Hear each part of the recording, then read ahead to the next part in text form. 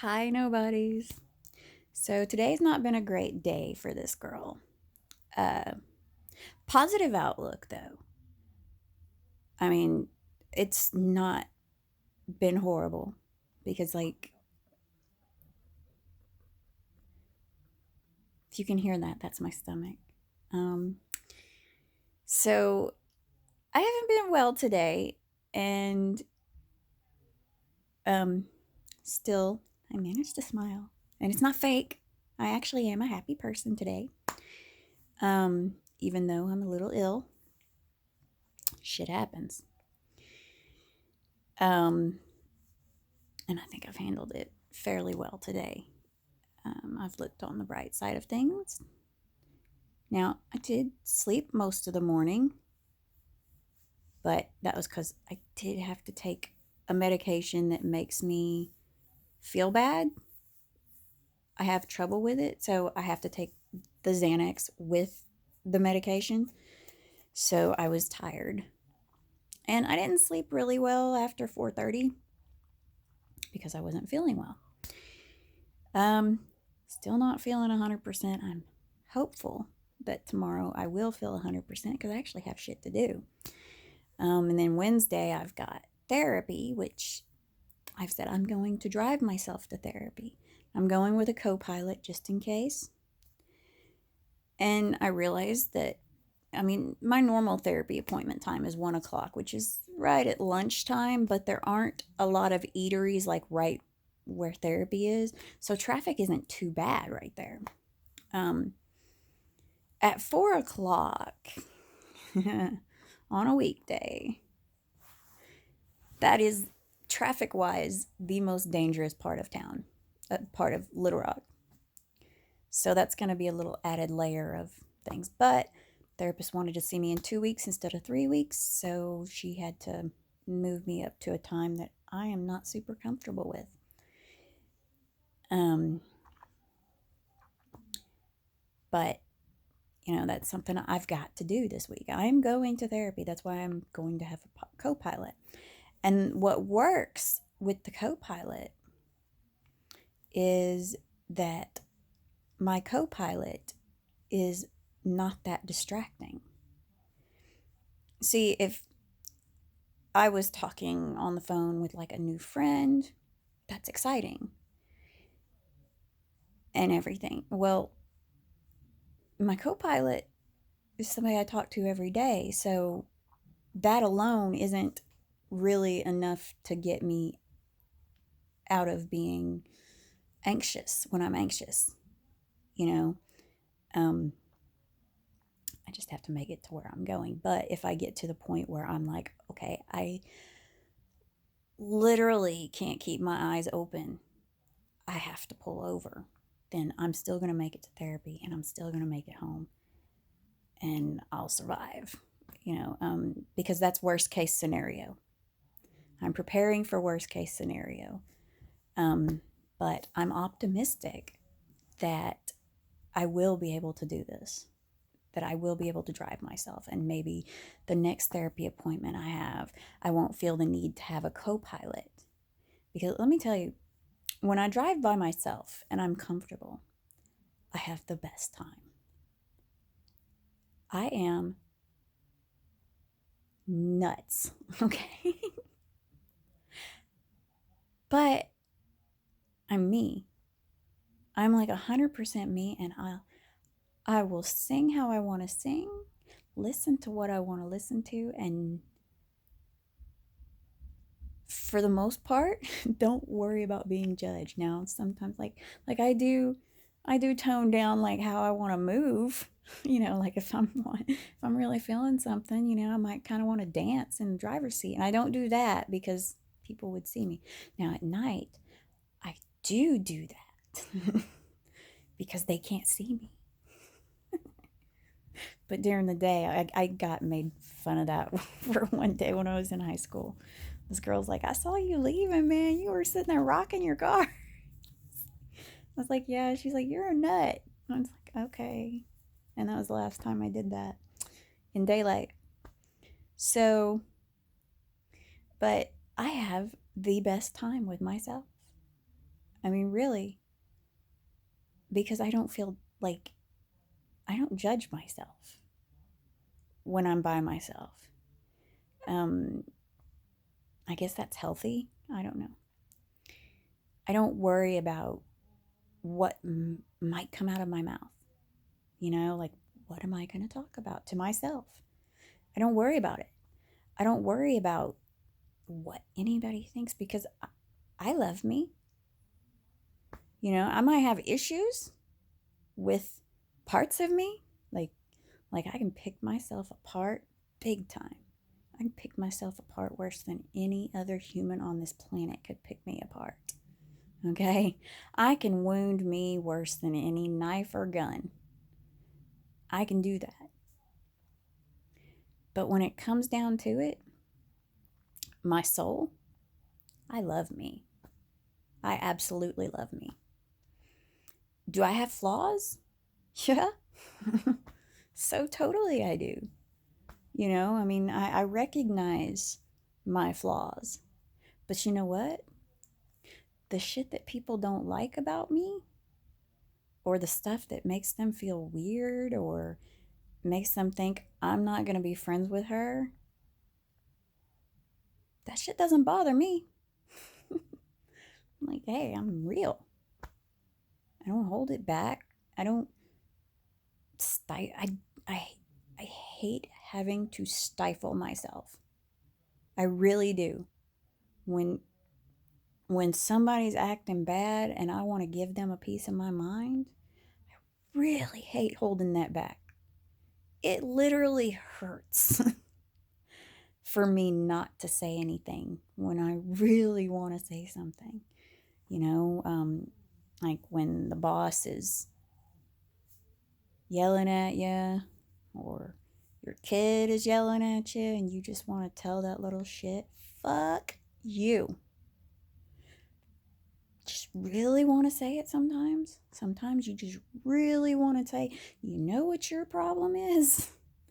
But you don't say that to people because A, they're family and you love them, and B, it's incredibly mean and you should not say it to anybody. I get that. But there are times when it hurts not to say it, especially if they're telling me things that they shouldn't be saying to me. It is really tough. So in most situations, having to stifle my speech because somebody gets offended by the word hate, or somebody isn't comfortable with talking about, my kid goes through diapers like some people go through Kleenex, or, I mean, like you're talking about like kids and the gross stuff that they do. I mean, some moms are cool about it, but some moms are all, oh no, like their kid doesn't dirty diapers. Like their kid never makes heaving noises. And you're like, okay, where's the vomit? And then a second later, you hear something hit and you walk in there and it's not vomit. It's so much worse. Moms know that this happens. And yet, some are offended that you talk about it. But it's life. It's not offensive. It's offensive if I say, I had to go rub one out because of that. That's offensive. Like one lady, I remember seeing a meme. The lady said that, I can't even say it. She was talking about trying for a baby. And she said the appropriate version of this is, we're trying for a baby. But there was the inappropriate version that I was like, I'm not offended by that. That was funny to me. But yes, A lot of people would be offended by that. But when it comes to things that are naturally occurring, like everybody gets gas, everybody poops, everybody pees, everybody gets stomach viruses, and everybody's got stories about that time that they got drunk and something happened. Either they got sick or they did something stupid. You know, if you can't laugh at yourself, because trust me, when Isabel did that, I was not laughing. I was trying my. That is, seriously, y'all, that is the one time I almost lost my stomach. I mean, I have dealt with all kinds of really gross things and seen really gross things, and I've got like an iron stomach. But that day, cleaning up the floor and giving her a bath, that was bad. That was seriously bad. And I think just about every mom on the planet has a horror story like that, where their kid did something just completely gross. So Gavin does something that some people would consider gross, not right. He's been to therapy, it's been addressed. He's okay. But aside from myself, everybody else has a problem with it. Now, me, I say, son, I'd prefer that you didn't do this. But I understand if you feel that you need to. Now, y'all, I'm not going to say. I'm not going to share what he does. But I've had to tell everybody in the house, do not get on to him for it. Don't say anything. Don't make him feel ashamed of himself. Because for some reason, this is something he does. He is not hurting anybody. He is not hurting himself. It is not his problem. It is our problem for not understanding that that's something he does. It's our problem if we judge him. All we ask is that he cleans up after himself. Everybody's got issues. Everybody does something weird. And as much as that he does, like I said, he's been to therapy. It's been discussed ad nauseum. Just because we think it's weird doesn't give us the right to tell him, to make him feel bad about what he does. That is private time. And, that's his story to tell. That's why I'm not saying what he's doing. It's his story to tell, if he wants to tell anybody. And plus, it's out there. But the main thing that I want them to understand is, do not shame somebody for what they do. We all, adults do some really freaky stuff. And I guess since I'm so used to being judged, I'm like, I've got his back on when they say something. And let me tell you, today I had to explain something kind of crazy to my 14-year-old because of it. And oddly enough, last night I had to do research on the subject. So I was like, okay, universe, you're fucking with me today. You are a funny bitch, universe. Not that I think that the universe is female. Females were not created by a female. Because we'd be better. Ladies know what I'm talking about. There would be a lot of perks to being a girl. And really, the only perks cost us something. I mean, like, you can sit there and sashay your butt in front of some dude to get some stuff for free. Or, well, it's never free. Because, you know, I mean, basically you're selling him the idea that he can get with you.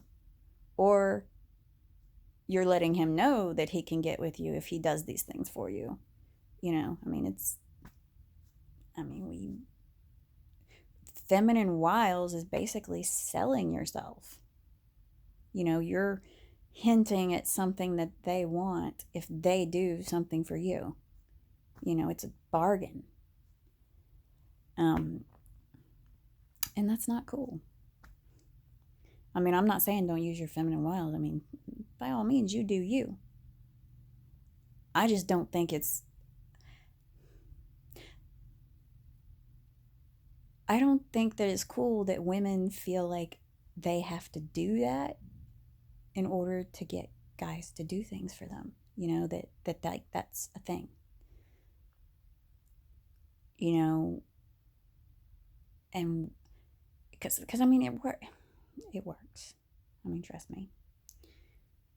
Women for ages have been telling boyfriends, husbands, you know, I really need that shelf put up.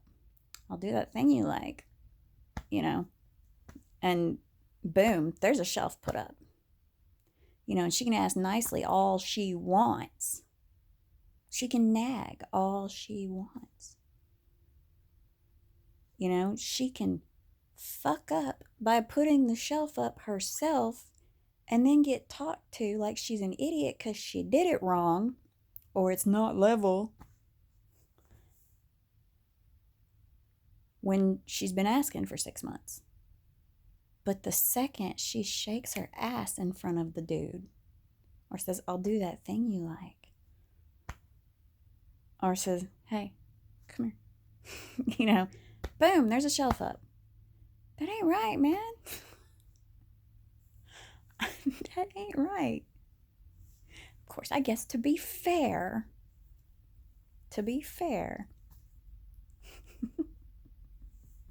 although this would work for me, I gotta say, hey, you make dinner, I'll do that thing you like. That doesn't really work on the opposite sex, but it would work on me. I guess because I'm weird like that. I'm able to see the joke of it. Well, anyway, I've discussed